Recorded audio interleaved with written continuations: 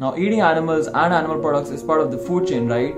After all, it is important to maintain the cycle of life because we are at the top of the food chain. Well, it is indeed true that the cycle of life or the food chain is incredibly important to maintain a balance in the ecosystem by keeping in check the populations of different species and maintaining a healthy biodiversity. Because the greater the biodiversity, the healthier the ecosystem is. Now, contrary to popular belief, humans are not on top of the food chain but rather a part of this intricate food chain. Because if we really were in a survival situation and all we had to use as weapons were what we have acquired from nature, like our hands, nails, and our teeth, who do you really think would come out on top in a human versus a shark, a lion, a wolf, or any other predator? It's most likely the latter. Well, you could say we use tools we create as weapons like guns and blades, but they don't naturally occur in nature and hence are not a part of nature or the food chain or the cycle of life. Although let's just say we were indeed on top of the food chain for the sake of the argument, but what we do to animals could not be further removed from the concept of the food chain or the cycle of life.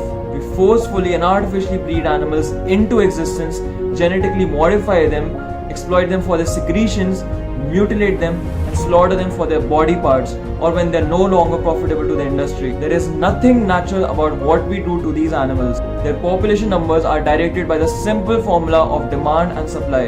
The more animal products we demand, the more animals will be forcefully bred into existence for that demand and not because they were overpopulated on their own. Predators who hunt and kill in the wild do so because they are obligate carnivores and have to survive. We are neither obligate carnivores nor in a survival situation. As the most dominant species on the planet, it is our moral obligation to care for those who are more vulnerable than us and not bring them unnecessary death and destruction for our greed. So using food chain and cycle of life as an argument to cause unnecessary death and destruction to other animals can never be morally justified.